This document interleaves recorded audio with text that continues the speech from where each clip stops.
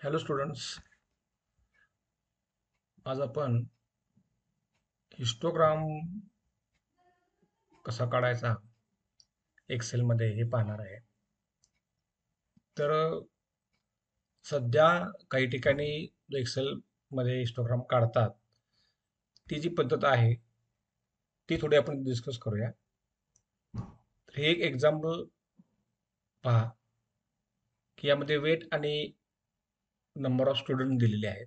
So 40 ते 50 weight असणारे 12 विद्यार्थी, 50 ते 60 असणारे 30 विद्यार्थी वगैरे.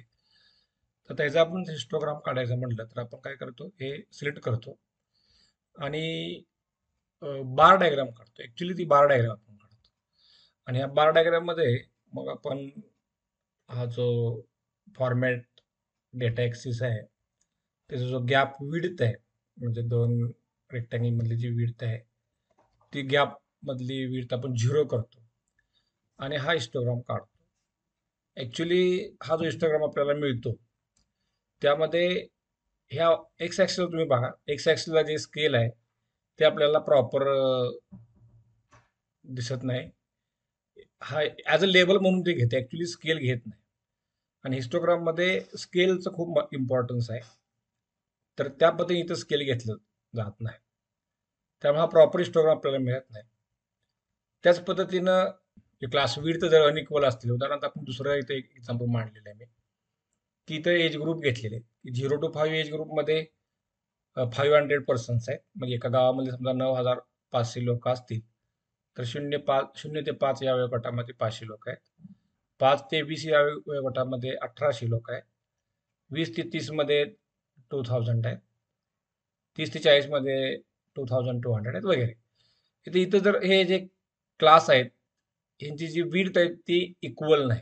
म्हणजे पहिल्या क्लासची विड्थ इथं बघा मी लिहिलेली आहे की 5 आहे. पहिल्या क्लासची क्लास विड्थ 5 आहे. दुसऱ्याची 5 ते 20 म्हणजे 15 आहे. तिसऱ्याची 20 ते 30 म्हणजे 10 आहे. इथं पण 10 आहे आणि 40 ते 60 मध्ये 20 आहे. आणि शेवटचा जो क्लास आहे त्याची क्लास विड्थ 40 आहे. मग ही अनइक्वल क्लास विड्थ आहे. मग त्यावेळेला आपण काय करतो की डायरेक्ट फ्रिक्वेन्सी मी नंबर ऑफ पर्सन्स न घेता फ्रिक्वेन्सी डेन्सिटी काढतो. आपला हा फॉर्म्युला आहे, frequency density is equal to class frequency divided by class width. म्हणजे क्लास फ्रिक्वेन्सी किती इथं 500 आहे. 500ला हे 5ने डिवाइड केलं तर 500 भागिले 5 म्हणजे 100. त्या पद्धतीनं हे 1800 भागिले 15 120 किंवा 2000 भागिले 10 200 वगैरे. म्हणजे थोडक्यात क्लास फ्रिक्वेन्सीला क्लास विड्थने डिवाइड केल्यानंतर फ्रिक्वेन्सी डेन्सिटी घेतो आणि फ्रिक्वेन्सी डेन्सिटी वाय ऍक्सिसवर आणि एक्स ऍक्सिसवर क्लास, या पद्धतीने आपण हा हिस्टोग्राम ड्रॉ करतो. कारण हिस्टोग्रामचं जे बेसिक प्रिन्सिपल आहे ते असं आहे की त्याचा जो एरिया आहे तो प्रोपोर्शनल मध्ये असला पाहिजे. आणि डायरेक्ट तुम्ही जर काढला तर तो एरिया प्रोपोर्शनल मध्ये येत नाही, कारण क्लास विड्थ कमी जास्त असेल तर फ्रिक्वेन्सी आपल्याला ऍडजस्ट करून घ्यायला लागते, त्याला आपण फ्रिक्वेन्सी डेन्सिटी म्हणतो. तर हे फ्रिक्वेन्सी डेन्सिटी घेऊन जर मी हा क्लास काढला हिस्टोग्राम वरून, मगाशी काढला त्या पद्धतीने हिस्टोग्राम काढलेला आहे, म्हणजे बार डायग्राम काढलेले आणि बार डायग्राम मध्ये गॅप आहे तो 0 केलेला. आता हे पहा, तुम्ही बघितलं तर इट इज हे चुकीचं आहे. कारण का, 0 to 5 5 to 20 नाहीच आहे, ऍक्च्युली इक्वल विड्थ आहे. आणि ऍक्च्युली आपली जी इथं क्लास आहे ते अनइक्वल विड्थचे आहेत. हे सगळे क्लासचे आहेत अनइक्वल विड्थचे आहेत. पण हे बार डायग्रामवर जर आपण हिस्टोग्राम काढायला गेला तर ते प्रॉपर स्केलिंग एक्स ऍक्सिसला होत नाही.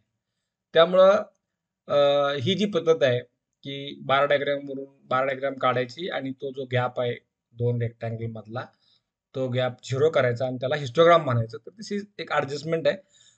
आपल्याला अगदी प्रॉपर हिस्टोग्राम काढता येतो. तर त्यासाठीची जी पद्धत आहे ती आपण आज डिस्कस करणार आहे. तीच आता एक्झाम्पल मी इथे पुन्हा मांडली बघा. हे पहिलं एक्झाम्पल आहे जे मगाशी आपण इक्वल विड्थ आहे याची 40 ते 50 50 ते 60 वगैरे 10 क्लास विड्थ आहे आणि नंबर ऑफ स्टुडंट दिलेले आहेत. तर त्याचा आपण हिस्टोग्राम कसा काढायचा using the area chart. Area chart वरून आपल्याला हा हिस्टोग्राम काढता येईल. तर त्यासाठी काय करायचं, अगोदर सुरुवातीला हे आपली जे क्लास आहे ती लिहून घ्यायची. तर बघा, पहिला क्लास आहे 40 ते 50 हे व्हर्टिकली म्हणजे एका कॉलम मध्ये लिहायचा. आणि 40 ते 50 याच्यामध्ये फ्रिक्वेन्सी किती आहे तर 12, म्हणजे दोन्ही अप्पर लिमिट आणि लोअर लिमिटला 12 फ्रिक्वेन्सी देऊन घ्यायची. त्यानंतर पुढचा क्लास घ्यायचा 50 आणि 60, 50 ते 60 व्हर्टिकली लिहायचे ते. तर आणि त्याची फ्रिक्वेन्सी आहे तो एक कॉलम सोडून पुढच्या कॉलममध्ये लिहायची. उदाहरणार्थ इथं किती आहे, 50 60ला 30 आहे. तर इथंही 30 घ्या, इथंही 30 घ्या. ओके. त्यानंतर पुढचा क्लास कुठला आहे, 60 ते 70. मग 60 ते 70 आणि त्याची जी फ्रिक्वेन्सी परत पुढच्या कॉलममध्ये घ्यायची. ती किती आहे, 12 30 नंतर 60 आहे. ही 60 आणि 60 असे 2 वेळा लिहून घ्यायचं. अप्पर लिमिट लोअर लिमिटला ती फ्रिक्वेन्सी लिहून घ्यायची. त्यानंतर 70 ते 80, 70 ते 80, 70 ते 80ला 40 आहे. 40 40 या पद्धतीनं. त्यानंतर 80 ते 90. ओके. 80 ते 90ला 20 आहे class frequency, number of students हे 20 आहे. आणि शेवटी 90 ते 100. सो 90 ते 100ला 8 विद्यार्थी आहेत की ज्यांचं वेट आहे ते 90 आणि 100च्या मध्ये आहे. तर या पद्धतीने हे एकदा आपण मांडून घेतलं की हा जो आपण फ्रिक्वेन्सी मांडलेल्या आहेत, या वेगवेगळ्या कॉलममध्ये वेगवेगळ्या क्लासच्या फ्रिक्वेन्सी मांडलेल्या आहेत. या सगळ्या ज्या फ्रिक्वेन्सी आहेत त्या सिलेक्ट करायच्या. ओके. इथं क्लास सिलेक्ट करायचे नाहीत, फक्त फ्रिक्वेन्सी सिलेक्ट करायच्या ज्या आपण वेगवेगळ्या कॉलममध्ये मांडलेल्या आहेत. आणि इन्सर्ट, हे बघा इन्सर्ट, आणि इथं आता थोडं वर्षन बदलल्यानंतर वेगवेगळ्या ठिकाणी असलं, पण आपल्याला एरिया चार्टला जायचं. इथं एरिया चार्ट लिहिलेला, तर यामध्ये इथं इन्सर्ट करायचं, एरिया चार्टला जायचं आणि हा 2D किंवा हा दोन्हीपैकी कुठलाही तुम्ही जरी सिलेक्ट केला तरी काही प्रॉब्लेम येत नाही. तर हा जो आहे तो मी तो सिलेक्ट केलेला आहे. तर या पद्धतीने आपल्याला सुरुवातीला चार्ट दिसतो. तो मग काय करायचं, ही जी सिरीज खाली लिहिलेली याची आपल्याला आवश्यकता नाही, त्यामुळे ते आपण डिलीट करून टाकायचं. आणि हे जे स्केल आहे एक्स ॲक्सिसचं, ते आपण राईट क्लिक करा आणि सिलेक्ट डेटा म्हणायचं. आणि इथं जे एक्स ॲक्सिसचं स्केल जे आलेलं आहे त्याला एडिट करून हे स्केल सिलेक्ट करायचं. कुठला, 40 ते 100. ओके. आणि इथं ओके म्हणायचं. ओके. इथंही ओके म्हणा झालं. आता हे 40 ते 50 वगैरे स्केल आपल्या एक्स ॲक्सिसला आलं. परत काय करायचं, त्याच ठिकाणी जायचं, त्याच ॲक्सिसला सिलेक्ट करायचं आणि राईट क्लिक करून फॉर्मॅट ॲक्सिस म्हणायचं. तिथं बघा आहे format axis. Okay. Format axis गेल्यानंतर ॲक्सिसचे तुम्हाला वेगवेगळे ऑप्शन्स मिळतील. त्यामध्ये सुरुवातीला इथं डेट ॲक्सिस आहे. Automatically select based on data म्हणायच्या ऐवजी काय करायचं, त्याला डेट ॲक्सिस म्हणायचं. आणि डेट ॲक्सिस म्हणलं की तुम्हाला इकडे हिस्टोग्राम झालेला तयार दिसेल तुम्हाला. आणि त्यानंतरचा जो मेजर आहे, तर आपला क्लास विड्थ किती आहे, इथं क्लास विड्थ आपली 10ची आहे. त्यामुळे इथं काय करायचं, युनिट्स आहेत ना ते मेजरमध्ये 10 घ्या. आता हे A7 वगैरे तिने घेतलेलं आहे, तर आपण इथं काय करायचं, मेजरमध्ये त्याला 10 करायचं आणि मग हे फॉर्मॅट ॲक्सिस आहे ते क्लोज करा. हे बघा आता 40 ते 50, 50 ते 60, 60 70, 70 ते 80, 80 ते 90, 90 ते 100. याला पहिली तुमची जी फ्रिक्वेन्सी आहे पहिल्या क्लासला ती 12 आहे, त्यानंतर 30 आहे, त्यानंतर 60 आहे, 40 आहे. असे अत्यंत चांगल्या पद्धतीने तुम्हाला हिस्टोग्राम मिळतो. आणि प्रॉपर एक्स ॲक्सिसला स्केल, वाय ॲक्सिसला स्केल हे प्रॉपर मिळतं. मग तुम्हाला इथं जे ॲडिशनल टाकायचं असेल एक्स ॲक्सिसचं नाव वगैरे, तर इथं आपल्याला माहित आहे ॲक्सिस टायटल हॉरिझॉन्टली, त्यानंतर ॲक्सिस टायटल व्हर्टिकली वगैरे तुम्ही टाकू शकता इकडं. आणि या बाजूला वेट्स, एक्स ॲक्सिसला वेट्स आणि Y axis number of student, 4 title histogram वगैरे, किंवा हे कलर आहेत ते बदलू शकतो आपण. त्याला वेगवेगळे आउटलाईन देऊ शकतो, लाईन त्याच्या बदलू शकतो, हे सगळं आपल्याला करता येतं. पण जो प्रॉपर जो हिस्टोग्राम आहे तो आपल्याला यावरून एरिया चार्टवरून काढता येतो.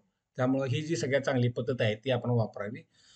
दुसरं उदाहरण मी घेतलेलं, आता अनइक्वल जर असतील तर त्याचं इथे मी तयार करून ठेवलेलं आहे. हे बघा एक्झाम्पल इथं, हे पहा इथं मगाच एक्झाम्पल घेतलेलं एज ग्रुप आणि number of persons, class width आणि त्याची फ्रिक्वेन्सी डेन्सिटी काढलेली आहे.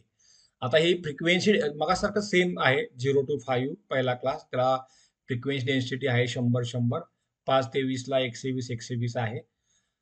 20 ते 30ला, हे बघा 20 ते 30ला 200 आहे वगैरे वगैरे. तर इथं इथं आता हा हिस्टोग्राम काढलेला आहे मग अशा पद्धतीनं युजिंग द एरिया चार्ट. तर इथं प्रॉपर आपल्याला त्याचं स्केलिंग मिळतं. इथं फक्त काय केलेलं आहे की जे मेजर स्केल आपण मगाशी घेतलं होतं इथं इथं इथं कमीत कमी किती क्लास विड्थ आहे तर 5 आहे. मग इथं 5 द्यायचं.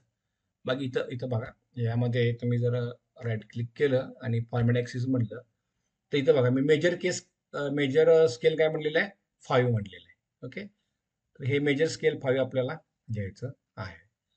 आणि बाकी डेटा ॲक्सेस करायचं वगैरे बाकीच्या गोष्टी आहेत त्या सेम आहेत. तुम्हाला या पद्धतीनं हा हिस्टोग्राम मिळेल. इकडे एज ग्रुप घेतलेला आहे, इकडे नंबर ऑफ पर्सन घेतलेला आहे. आता इथं 40ची जी क्लास विड्थ 40 आहे म्हणजे प्रॉपर क्लास विड्थ मेंटेन केलेली आहे. इथं 40 आहे, इथं 20 आहे, इथं 10 आहे, इथं 15, 5 आणि त्या पद्धतीने फ्रिक्वेंट डेन्सिटी मिळाली. तर या पद्धतीने अत्यंत सुंदर अशा पद्धतीने आपला हिस्टोग्राम काढता येतो. फक्त यामध्ये एकच लक्षात ठेवायचं की आपण जो चार्ट काढणार आहे त्यामध्ये परत एकदा मी इथं दाखवतो शेवटी तुम्हाला की इथं वेगवेगळे आता थोडं वर्षन बदललं की हे सगळे नोटेशन्स किंवा हे जे सिम्बॉल्स बदलतात. तर त्यामध्ये आपण काय बघायचं आपल्याला त्यामध्ये हे आपण जेव्हा क्लिक केलं की यामध्ये बघा एरिया चार्ट आहे आणि एरिया चार्टमध्ये आपल्याला जायचं आहे.